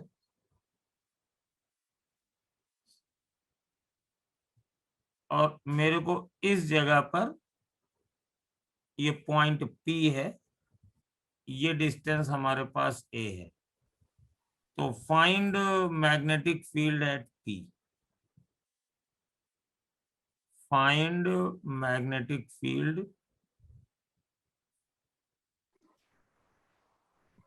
eight P। Sir mu not I2 upon 4 pi A। Mu naught upon Yes, sir. 4 pi I2 upon A। I2 upon A, और डायरेक्शन इसकी सर बाहर की तरफ। आउटवर्ड, आउटवर्ड, ठीक है ना। अच्छा I1, ये जो मेरे पास I1 I2 है, ये बेसिकली बराबर ही होंगी क्योंकि वायर सेम है। तो एग्जाम में ये अगर I है तो ये भी I होगा, तो हम वही I यूज कर देंगे। बट दिस पोर्शन की वजह से मैग्नेटिक फील्ड हमारे पास 0 होगी क्योंकि ये उसकी स्ट्रेट प्लेन में है, और इसी की वजह से ये सेमी इनफाइनाइट वायर है, राइट। Yes sir. अब देखो सेकंड क्वेश्चन लेते हैं। ये वायर हम लेते हैं ये, और इस वायर से ये डिस्टेंस A है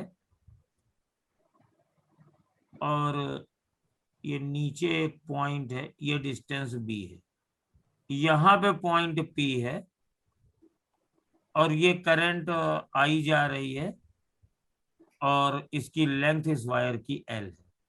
ये वायर PQ है, वायर PQ की लेंथ L है, और मुझे इस पॉइंट, अच्छा P यहाँ लिख दिया है तो चलो इसको R लिख दिया, इस R पोजीशन पर मैग्नेटिक फील्ड निकालनी है। Find the magnetic field eight R।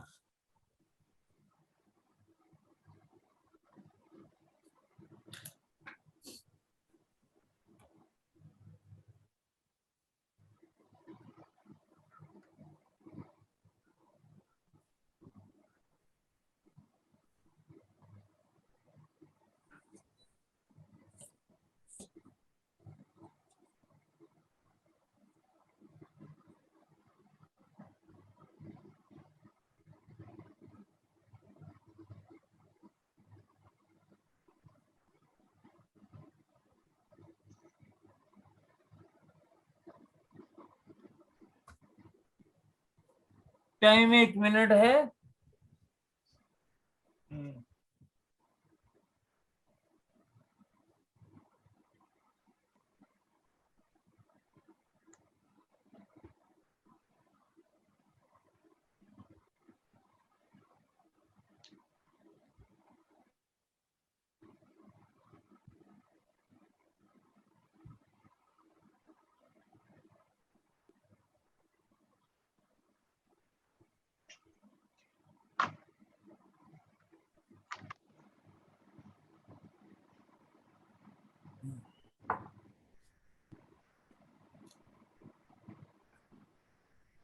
इसमें क्या परेशानी आ रही है बच्चों, बताओ।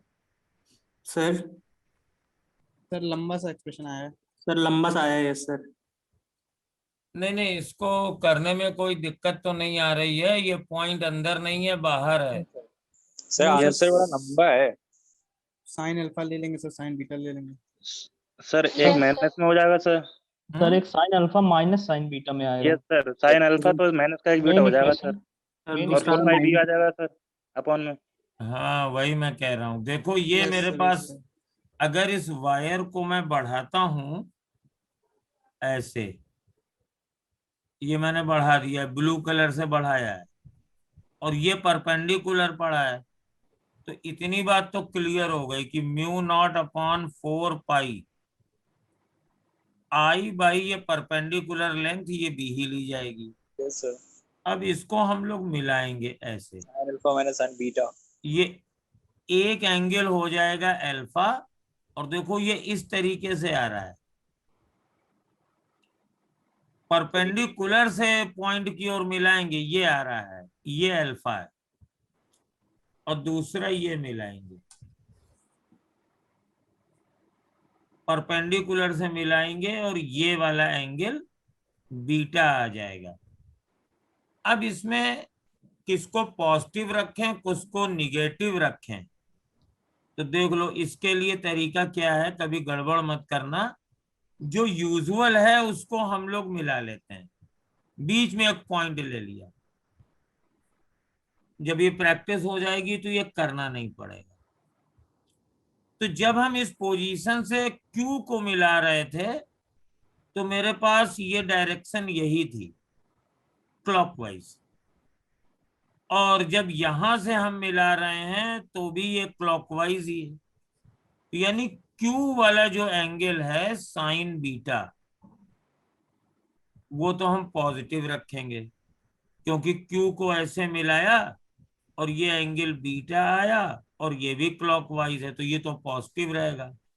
लेकिन जब हम P वाले पॉइंट को मिलाएंगे तो मेरे पास इधर वाला एंगल ऐसे मिलेगा, और यहाँ वाला ये हमारे पास एंटी क्लॉकवाइज है। लेकिन पोजीशन R के यहाँ होने पर जब इसको मिला रहे हैं तो ये अल्फा बन रहा है, लेकिन एंटी क्लॉकवाइज, ये क्लॉकवाइज आ रहा है। तो इसलिए हम लोग साइन अल्फा को माइनस रख देंगे। हमेशा यही क्राइटेरिया होता है। आप मिलाइए, परपेंडिकुलर से मिलाने वाली लाइन पे angle direction clockwise anti clockwise देख लीजिए, और फिर अगर कंफ्यूजन जरा भी होता है तो बीच में एक पॉइंट ले लीजिए और देखिए, अगर ये बीच में होता तो P को मिलाने वाली लाइन वाला एंगल मेरे पास ये एंटी क्लॉकवाइज था, लेकिन यहाँ पे P को मिलाने वाली लाइन के साथ एंगल ये क्लॉकवाइज है, तो ये माइनस रखा जाएगा। Q को मिलाने वाली लाइन एंगल दोनों हमारे पास क्लॉकवाइज थी, इसलिए वो पॉजिटिव रखा जाएगा। अब ये मेन चीज हमें समझानी थी, और बाकी रेस्ट तो बहुत क्लियर है। तुम्हारे पास साइन अल्फा कितना हो जाएगा, तो साइन अल्फा बराबर हो जाएगा A, ये है, अपॉन ये वाली लेंथ √A² प्लस B², और मेरे पास साइन बीटा कितना हो जाएगा, तो ये वाला पूरा एंगल मेरे पास बीटा है, तो ये पूरी लेंथ हो जाएगी मेरे पास A प्लस L, और divided by A plus L का होल स्क्वायर और प्लस B² का साइन अल्फा साइन बीटा, ये निकल आया। तो यहाँ पे एक खास चीज ये रहती है। दूसरी चीज इसमें ये समझनी है कि अगर मान लीजिए जैसे मेरे पास ये ट्रायंगल है कोई,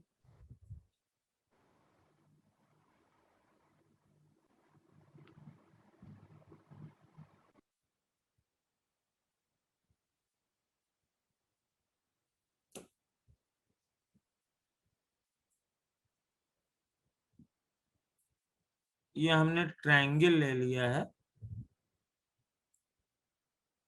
और इस ट्रायंगल में मैं कोई भी करंट मान लेता हूं।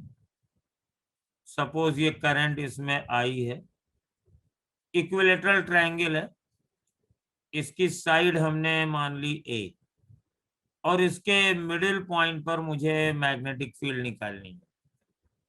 तो आप तीनों की वजह से फील्ड निकालिए और उनको ऐड कर दीजिए। तो सिमेट्री से अगर हम ये मिलाएंगे, एक इस पोर्शन ए बी सेक्शन की वजह से फील्ड निकाल रहे हैं। Yes sir. तो जब इसको मिलाएंगे तो ये दोनों एंगल हमारे पास बहुत ही सिंपल बनेंगे। कितने बनेंगे मालूम है? 60 के बन जाएंगे। तो आ जाएगा mu not upon 4 pi I upon, अब मुझे ये वाली डिस्टेंस चाहिए, तो ये एंगल मेरे पास 60 है और ये वाली एंगल मेरे पास 30 है, ठीक है ना? और ये हमारे पास a/2 है। तो कोई भी फॉर्मूला लगा के हम लोग निकाल सकते हैं। ये डिस्टेंस आएगी a/2√3, a/2√3 और multiplied by sine 60 plus sign 60, वही पार्शियल वाला फॉर्मूला लगा है। और ऐसे मेरे पास 3 वायर्स हैं, तीनों की मैग्नेटिक फील्ड सेम डायरेक्शन में है, तो इसको हम लोग मल्टीप्लाई कर देंगे। तो इस तरीके से डिफरेंट शेप्स आपकी बनाई जा सकती हैं। और ऐसा भी किया जा सकता है, एक क्वेश्चन कि हमारे पास एक वायर ये है, इसमें 2 एम्पियर की करंट है, इनफाइनाइट वायर है। एक वायर ये है, इसमें 3 एम्पियर की करंट है और इन दोनों वायर के बीच की डिस्टेंस मान लीजिए 10 मीटर है। तो किस पॉइंट पर दोनों की वजह से मैग्नेटिक फील्ड का रिजल्टेंट फील्ड 0 होगी? तो आप मान लो कि यहां से डिस्टेंस x है, तो यहां से डिस्टेंस हो जाएगी 10 - x। इसकी वजह से फील्ड होगी इनवर्ड, इसकी वजह से फील्ड होगी आउटवर्ड। अब 2 एम्पियर वाले वायर की वजह से मैग्नेटिक फील्ड लिखें तो mu not upon 4 pi 2 × 2 upon x equal to mu not upon 4 pi 2 × 10 - x, sorry 2 × 3 upon 10 - x। दोनों फील्ड कैंसिल करेंगी तो mu not upon 4 pi cut गया, ये 2 कट गया, तो मेरे पास आ जाएगा 2 × 10 - x इक्वल टू 3 × x। तो 5x इज इक्वल टू 20 और x is equal to 4 metre, यानी यहां से 4 मीटर की डिस्टेंस पर हमारे पास मैग्नेटिक फील्ड 0 होगी। चलिए अब दूसरी लेते हैं हम लोग, magnetic field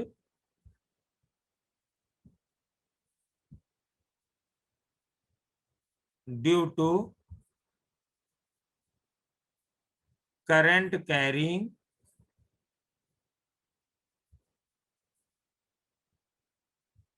circular arc.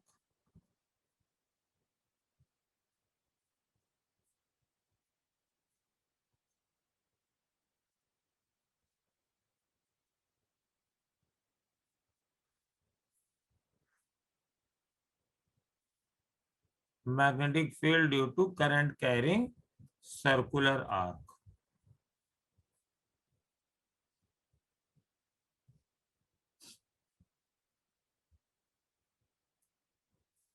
Yes, अब हम क्या करते हैं, एक सर्किल बना लेते हैं, लेकिन ये सर्किल पूरा नहीं बनाएंगे, थोड़ा सा ही बनाएंगे। ये बनाया मैंने, मान लो ये मेरे पास करंट है आई, और इस सर्कुलर आर्क की रेडियस हम आर मान लेते हैं।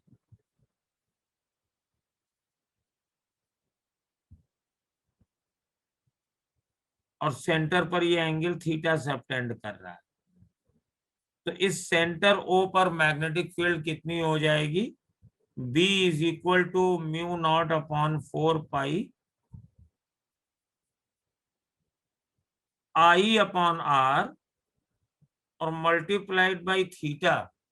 और ये ध्यान रखना कि theta must be in radian, theta must be in radian. अभी मैं जब इसको लैंग्वेज में बदलूंगा थीटा की ऐसी कम तैसी हो जाएगी, ये ओ हो गया। खैर कोई बात नहीं, समझ जाएंगे फिर हम लोग। हाँ ये नहीं समझ जाओगे तो भी क्या होगा, कुछ नहीं होगा। मैं इसको ऐसे थीटा भी कर दूंगा ना, theta must be in radian, ठीक है। तो ये हमारे पास ऐसे बनेगा। और इसकी डायरेक्शन कैसे निकालेगी? राइट हैंड पाम रूल लगाओ, इनवर्ड आएगी। वैसे सर्कुलर आर्क में सेंटर पर डायरेक्शन निकालने का एक और भी फंडा होता है कि अगर मेरे पास करंट क्लॉकवाइज है, अगर मेरे पास करंट क्लॉकवाइज डायरेक्शन में है तो ये इनवर्ड होती है, और अगर ये एंटी क्लॉकवाइज होती है तो ये आउटवर्ड होती है। एंटी क्लॉकवाइज हो तो ये आउटवर्ड होती है। ये हमारे पास रूल चलता है। अब इसमें भी जैसे पहले केस थे, इसमें भी केस हो जाते हैं। कौन कौन से केस होते हैं इसको देख लो। तो यहाँ पर हमारे पास बहुत तरीके के सर्कुलर आर्क होते हैं। सपोज ये है, ये क्वार्टर सर्किल है, फिर सेमी सर्किल है, फिर मान लो ये सर्कुलर आर्क है और ये 60 डिग्री का एंगल बना रहे हैं, और ये मान लो मेरे पास पूरा सर्किल बन गया।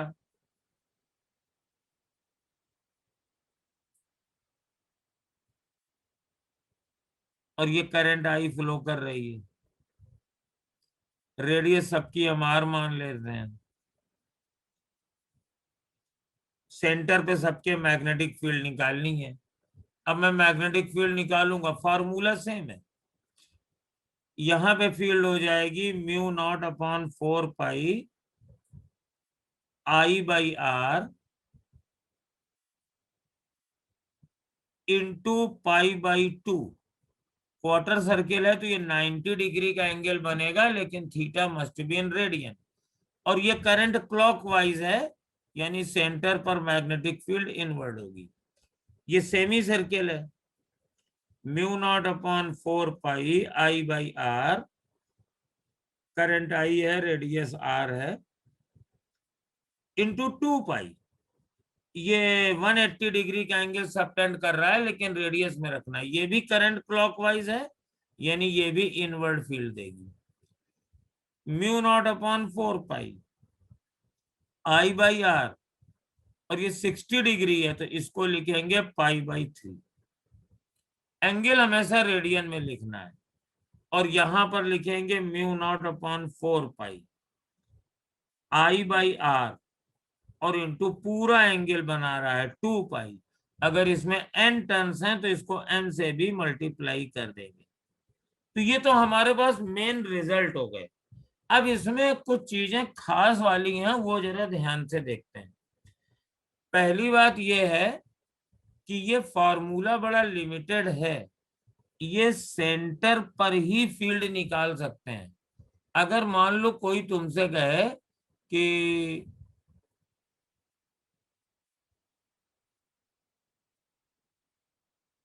इस जगह फील्ड बताओ या इस जगह फील्ड बताओ, ये पॉइंट ए है, ये पॉइंट बी है, तो ए पर मैग्नेटिक फील्ड का कोई फार्मूला तुमने पढ़ा है? नहीं पढ़ा होगा जहां तक है। No sir. No sir. क्योंकि ये निकालना बड़ा कठिन होता है। अच्छा, तुमको ये मालूम है कि बी पर मैग्नेटिक फील्ड की डायरेक्शन क्या होगी? इसकी जरूरत पड़ जाती है। सर निकल आएगी। उल्टी आएगी हमेशा। जैसे सेंटर पर मैग्नेटिक फील्ड किस डायरेक्शन में है? ये करंट क्लॉकवाइज डायरेक्शन में है, सर इनवर्ड है। तो सेंटर पे इनवर्ड आएगी, तो बाहर हमेशा ये आउटवर्ड हो जाएगी। हमेशा ये बाहर रहती है, क्योंकि मैग्नेटिक जो लाइंस ऑफ फोर्स खींची जाती हैं सर्कुलर कॉइल के लिए, ये इनवर्ड है, और मैग्नेटिक लाइंस ऑफ फोर्स हमेशा क्लोज लूप बनाती हैं। तो अगर हमारे पास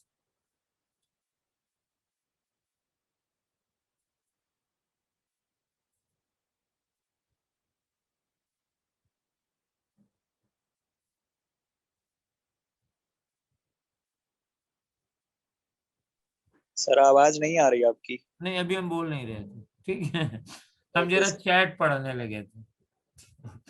तो हम ये कह रहे थे कि जो मैग्नेटिक लाइंस ऑफ फोर्स होती हैं वो हमेशा क्लोज लूप बनाती हैं। अब यहाँ पे क्रॉस फील्ड है, तो यहाँ से अंदर जाएगी, तो जाहिर है कि सब जगह अंदर क्रॉस होगी तो बाहर डॉट होगी, क्योंकि जाएगी तो फिर बाहर भी निकलेगी ना। तो we can predict direction always, अगर कोई भी सर्कुलर है। अब यहाँ पे करंट मेरे पास एंटी क्लॉकवाइज है, तो सेंटर पर फील्ड डॉट होगी तो बाहर वाली क्रॉस होगी। But as far as value of magnetic field is to be considered, that is complicated result, वो नहीं निकल पाता है। तो हम खाली संतोष करते हैं सेंटर वाली मैग्नेटिक फील्ड को ही हम मान के चलते हैं। फिर आगे चल के कुछ स्पेशल केस करते हैं कि suppose radius of the circle is very small and the point is very large, तो फिर इसको डाइपोल मान के अप्रोक्सीमेटली निकाल देते हैं, but this is not the case. तो यहाँ पे ये सेंटर वाली फील्ड हो गई। अब यहाँ पर इसके बाद इसमें भी हम कॉम्बिनेशन करना शुरू करेंगे। अब देखो कैसे कॉम्बिनेशन बन सकते हैं। सपोज मेरे पास ये एक वायर आया और ये एक सेमी सर्किल ले लिया हमने, और ये ऐसे निकल गया। करंट हमने आई मान ली, इस सेमी सर्किल वायर की रेडियस आर मान ली, तो मुझे ओ पर मैग्नेटिक फील्ड निकालनी है। सेमी सर्किल की वजह से होगी बस सेमी सर्किल वजह से होगी, क्योंकि अगर हम इन दोनों पॉइंट को देखेंगे तो ये दोनों तो वायर की लाइन में हो गए, तो ये हो जाएगी म्यू नॉट अपॉन 4 पाई और I by R multiplied by pi, और डायरेक्शन हो जाएगी क्रॉस। अब इसको हमने थोड़ा सा चेंज कर लिया। सर सर करंट से क्वेश्चन है, करंट इलेक्ट्रिसिटी से। सर जो ये वायर होता है इसमें sir without potential difference sir current कैसे चलती है? क्योंकि सर इसमें वो तो पोटेंशियल डिफरेंस तो होता नहीं है कोई दो पॉइंट के बीच में, सिंपल वायर। ये जो फिगर मैं बना रहा हूँ सर मतलब कोई भी वायर हो, ये भी रेजिस्टेंस तो है नहीं इसमें, तो पोटेंशियल मतलब सेम होगा कोई दो पॉइंट पर, फिर भी करंट चल रही है। मतलब तुम्हारा कहना है कि इसमें करंट जो है वो कहाँ से आ रही है? नो सर मतलब सर क्यों चल रही है सर? नहीं मतलब इसमें करंट क्यों चल रही है? क्योंकि कोई पोटेंशियल डिफरेंस नहीं है, यही कारण है ना? यस सर, पोटेंशियल ड्रॉप तो दिख नहीं रहा है। हाँ, तुम्हें नहीं दिखेगा और किसी को नहीं दिख रहा है, किताब में बनाया भी नहीं जाता है, ठीक है ना? क्योंकि एक्चुअली क्या होता है कि जब हम लोग कोई कॉन्सेप्ट पढ़ते हैं तो उस कॉन्सेप्ट पे हमारा फोकस ज्यादा होता है। हमें पढ़ना है कि करंट की वजह से मैग्नेटिक फील्ड प्रोड्यूस करनी है, तो करंट होनी चाहिए, मैग्नेटिक फील्ड निकालेंगे। तो यहाँ पर हम लोग सोर्स की ओर ध्यान नहीं देते। तुम्हारा कहना बिल्कुल सही है। अगर हमें ये सेटअप चाहिए तो मुझे कहीं ना कहीं बैटरी जोड़ करके करंट फ्लो करानी पड़ेगी। तो ये सब चीजें जो जैसे हिडन हैं, तो डेफिनेटली यहाँ पे हम लोग कोई बैटरी लेंगे और पॉजिटिव टर्मिनल इधर रखेंगे और फिर को इस तरीके से हम लोग जोड़ देंगे, है ना? तो इसमें से करंट इस तरीके से फ्लो हो जाएगी, ठीक है ना? तो लेकिन यहाँ पर ये तो करंट इलेक्ट्रिसिटी की बात हो गई। अब यहाँ पर हम लोग पढ़ रहे हैं study of magnetic field due to current. तो इस पोर्शन को हम लोग ध्यान नहीं देते हैं, हम लोग ये मान करके चल रहे हैं कि yes there is a current, और अगर करंट है तो जिसने इसको फ्लो कराया है उसने इसका कुछ इंतजाम भी किया होगा। और ये बात तुम्हारी बिल्कुल सही है कि बिना पोटेंशियल डिफरेंस के करंट फ्लो नहीं कर सकती है। तो यहाँ पर सब जगह ये एजम्पशन है, हमें उससे काम भी नहीं है, हमें बस थोड़ा सा काम ये है कि हमें मैग्नेटिक फील्ड कैलकुलेट करनी है, उसके लिए करंट चाहिए। तो इन चैप्टर्स में खाली करंट शो कर देते हैं और मैग्नेटिक फील्ड कैलकुलेट करा लेते हैं, उससे ये सब करा देते हैं, और इस बात की परवाह नहीं करते हैं कि from where this current has come from, इसका ओरिजिनल सोर्स कहाँ है, वेयर आर द रिसोर्सेज जिससे ये करंट प्रोड्यूस हो सकती है। तो इसका सबसे सिंपल आंसर यही है ना। ये मत समझना कि इसमें कोई नया फंडा लगा है, वहां पे करंट इलेक्ट्रिसिटी में पोटेंशियल चाहिए तो यहाँ मैग्नेटिक फील्ड प्रोड्यूस करने वाली करंट कोई बड़ी विशेष होती है और वो अपने आप हो जाती है, ऐसा कुछ नहीं है। हिडन में डेफिनेटली कुछ बैटरीज होंगी, कुछ सर्किट्स होंगे जिससे ये करंट फ्लो करेगी, लेकिन चूंकि हमें उन सब का कोई काम नहीं है इसलिए उनको अननेसेसरी शो नहीं करते हैं। ठीक है, तो ये हमारे पास ये करंट इस तरीके से फ्लो कर रही है, तो डेफिनेटली मतलब कहीं ना कहीं ये सोर्स है। अब मुझे सेंटर पर मैग्नेटिक फील्ड निकालनी है, तो अगर ये मैग्नेटिक फील्ड निकालनी है तो ये तीन पार्ट ले लिए, ये ए बी ले लिया, दिस इज ए स्ट्रेट, और magnetic field to this portion B due to A B portion is 0। Semi circular की वजह से हो जाएगा mu not upon 4 pi I by radius हमने आर मान ली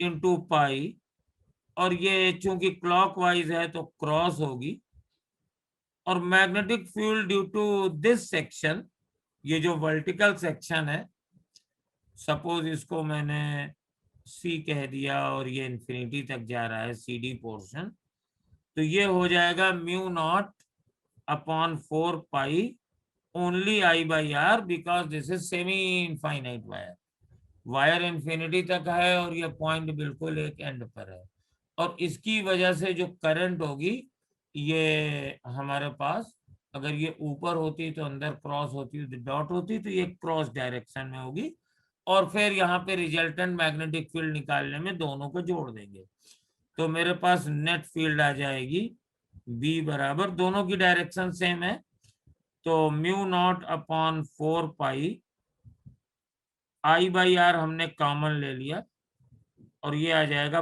पाई प्लस 1, और डायरेक्शन इसकी क्रॉस हो जाएगी। इस तरीके से बहुत सारी फिगर हम लोग बना सकते हैं।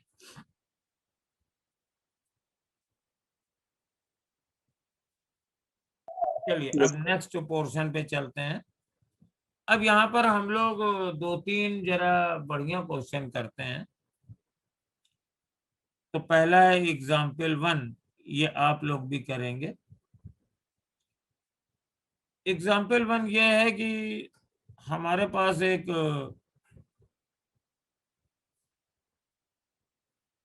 ये एक वायर है, इसकी रेडियस r है, नंबर ऑफ टर्न्स 1 है, करंट I है, और field at the centre, field at the centre ये B0 है, B0।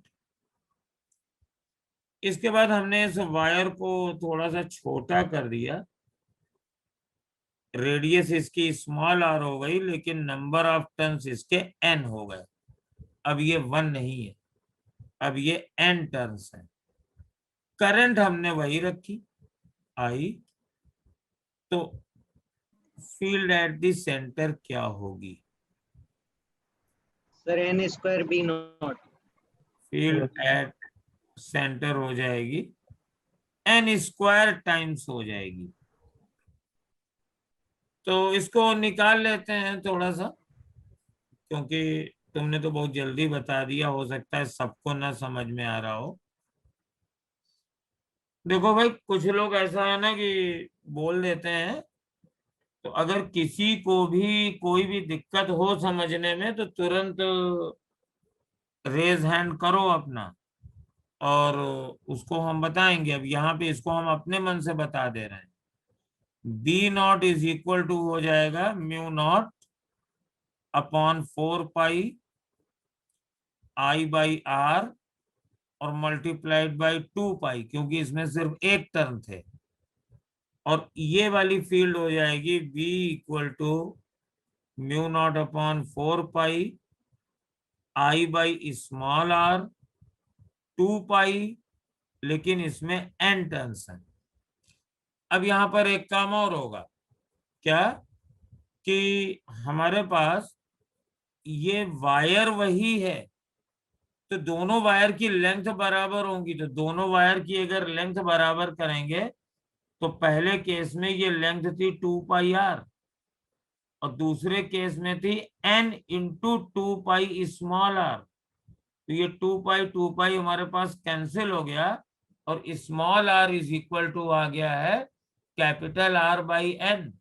और जब ये स्मॉल आर की जगह हम लोग रख देंगे तो mu not upon 4 pi I upon r 2 pi, और ये जो बाई एन था ये ऊपर चला गया तो एन स्क्वायर हो गया, और ये वाली मैग्नेटिक फील्ड बी नॉट है, तो that is B naught n square हो गई। यानी अगर हम इसको एन टर्म्स में फोल्ड कर देंगे तो सेंटर पर magnetic field n square times हो जाएगी। अब मैं दूसरा क्वेश्चन लेता हूं। दूसरा क्वेश्चन ये है कि ये मेरे पास एक सर्कुलर वायर है और ये मैंने एक सेल ले लिया और इसको मैंने ऐसे जोड़ दिया और इसको मैंने ऐसे जोड़ दिया। ये दोनों पोर्शन अलग अलग एंगल बना रहे हैं। Suppose this angle is theta और जाहिर है this angle is 2 pi minus theta, but I don't want to show that. ठीक, इसको मैंने हटा दिया।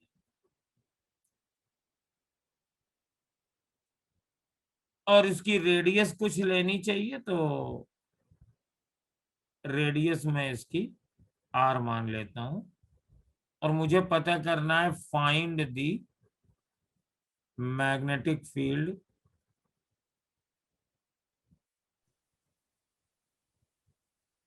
At centre.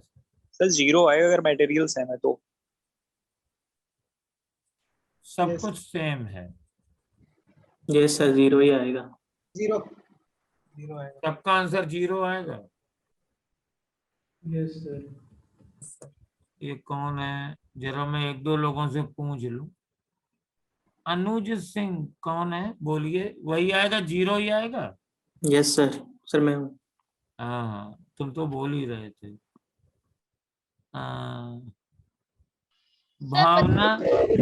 भावना शुक्ला कौन है, बताइए। यस सर, 0 आएगा। कोई ऐसा केस नहीं होगा, मान लो कहीं और जोड़ दें, जैसे ये पॉइंट ए है और ये बी है, कहीं पर भी जोड़ेंगे 0 ही आएगा। यस सर, 0 ही आएगा। 0 ही आएगा। ठीक, तो इसका प्रूफ बताने की जरूरत है क्या मुझे? No sir. बता दीजिए, बता दें। देखो,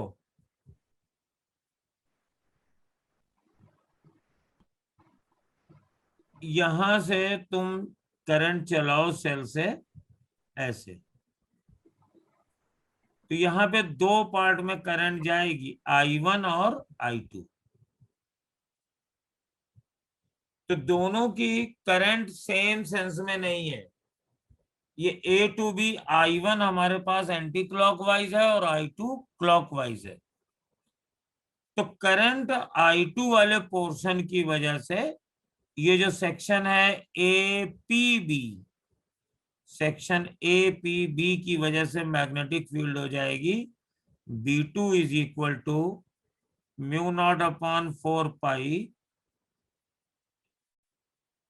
I2 बाई रेडियस R और मल्टीप्लाइड बाई ये वाला एंगल, वो हो जाएगा 2 पाई माइनस थीटा।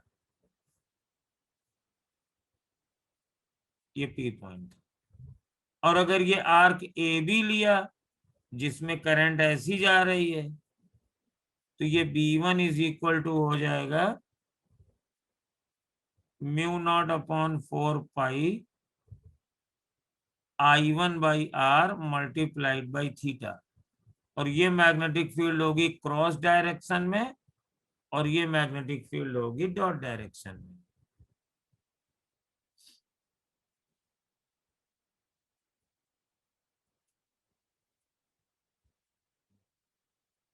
अब नेट मैग्नेटिक फील्ड में ये घटेंगे। अब जरा ये देख लीजिए कि I1 और I2 क्या होगा। देखिए yes sir. I1 upon I2 का रेशियो होगा ये रेजिस्टेंस ऑफ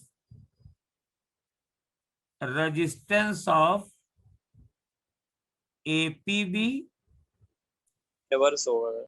हाँ रिवर्स होगा, देखो रिवर्स ही लिख रहे हैं। I1 इधर AB से जा रहा है और मैंने रेजिस्टेंस APB लिखा है, आई पैरेलल में है दोनों, तो R1 upon R2 I1 upon I2 R2 by R1 होगा। तो resistance of APB upon resistance of AB, और ये हो जाएगा rho is the resistivity into length of APB that is R into 2 pi minus theta और divided by cross section area S wire का।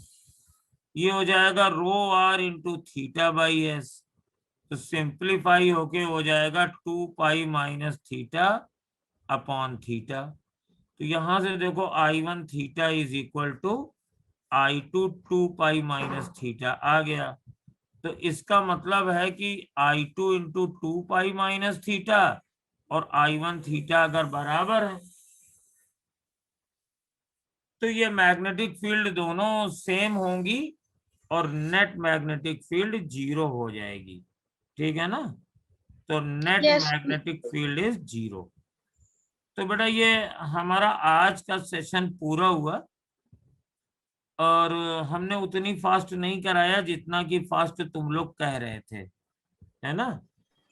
सही है, ये स्पीड सही है सर। ये स्पीड सही है? सही थी सर। यस सर, सही है। नहीं तो कुछ तुम लोगों को कॉन्सेप्ट वगैरह क्लियर हुए कि नहीं हुए? यस सर हुए। Yes sir. हो गए? अच्छा ये देखो ऑनलाइन है तो इसमें टाइम की कोई बंदिश नहीं है।